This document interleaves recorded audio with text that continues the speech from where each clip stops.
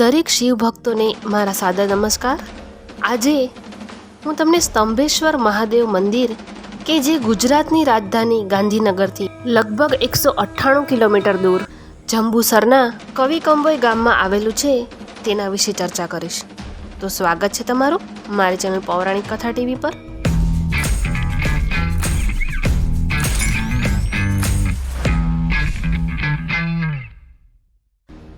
તો દર્શક મિત્રો, આ જે સ્તંભેશ્વર મહાદેવનું મંદિર છે તેની વિશેષતા એ છે કે તે દિવસમાં 2 વખત સવારે અને સાંજે સમુદ્રમાં ગરકાવ થઈ જાય છે। તો સૌથી પહેલાં આ મંદિર પાછળનો ઇતિહાસ આપણે જાણીશું। શિવ પુરાણ અનુસાર તાડકાસુર નામે એક રાક્ષસ હતો। તેણે ભગવાન શિવની ખૂબ તપસ્યા કરી અને તેની તપસ્યાથી ભગવાન શિવજી પ્રસન્ન થયા અને તેમણે તાડકાસુરને વરદાન માગવા કહ્યું। ત્યારે તાડકાસુરે કહ્યું કે હે શિવજી, તમે જો ખરેખર મારા પર પ્રસન્ન હો તો મને એવું વરદાન આપો કે તમારા પુત્ર સિવાય મને કોઈ પણ મારી ન શકે અને તમારા પુત્રની ઉંમર માત્ર 6 દિવસની જ હોવી જોઈએ। મહાદેવે પ્રસન્ન થઈને તથાસ્તુ કહ્યું અને ત્યાંથી અદૃશ્ય થઈ ગયા। આ બાજુ વરદાન મેળવીને તાડકાસુર ખૂબ જ શક્તિશાળી થઈ ગયો અને ચારે બાજુ લોકોને ત્રાસ આપવા માંડ્યો અને લોકોને મારવા માંડ્યો। આ બધું જોઈને ઋષિઓ અને દેવતાઓ ત્રાહિમામ પોકારી ગયા અને શિવજી પાસે ગયા। શિવજીને દેવતાઓએ પ્રાર્થના કરીને કહ્યું, હે મહાદેવ, આપના વરદાનથી તાડકાસુરનો લોકો પર ત્રાસ વધી ગયો છે અને આખી પૃથ્વી પર હાહાકાર થઈ ગયો છે।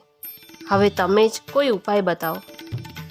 તેમની પ્રાર્થના સાંભળીને શિવજીએ શ્વેત પર્વત કુંડમાંથી 6 દિવસના કાર્તિકેયને ઉત્પન્ન કર્યા અને કાર્તિકેયે તાડકાસુરનો વધ કર્યો। પરંતુ તાડકાસુર મોટો શિવભક્ત હતો।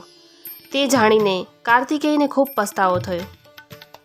ત્યારે તેઓ વિષ્ણુ ભગવાન પાસે ગયા અને વિષ્ણુ ભગવાને તેમને પ્રાયશ્ચિત કરવા કહ્યું અને તેમને એ ઉપાય બતાવ્યો કે જ્યાં તમે તાડકાસુરનો વધ કર્યો છે ત્યાં જ તમે શિવલિંગની સ્થાપના કરો। અને કાર્તિકેયજીએ એ જગ્યાએ શિવલિંગની સ્થાપના કરી અને આ જગ્યાને અત્યારે સ્તંભેશ્વર મહાદેવના મંદિર તરીકે ઓળખવામાં આવે છે। ઘણા એવા તીર્થસ્થળ છે જે સમુદ્રની અંદર આવેલા છે, પરંતુ એવું કોઈ તીર્થસ્થળ નથી જે આખું પાણીમાં ગરકાવ થઈ જાય છે। અને આનું એક કુદરતી કારણ છે કે સમુદ્રમાં જ્યારે પાણીનું સ્તર વધે છે ત્યારે આ મંદિર આખું પાણીમાં ડૂબી જાય છે અને પાણીનું સ્તર જ્યારે ઓછું થાય છે ત્યારે આ મંદિર ફરી પાછું દેખાવા લાગે છે અને શિવભક્તો આને સમુદ્રનો ભગવાન શિવને અભિષેક માને છે। આવા જ ધાર્મિક વિડીયો માટે મારી ચેનલને સબસ્ક્રાઈબ કરો।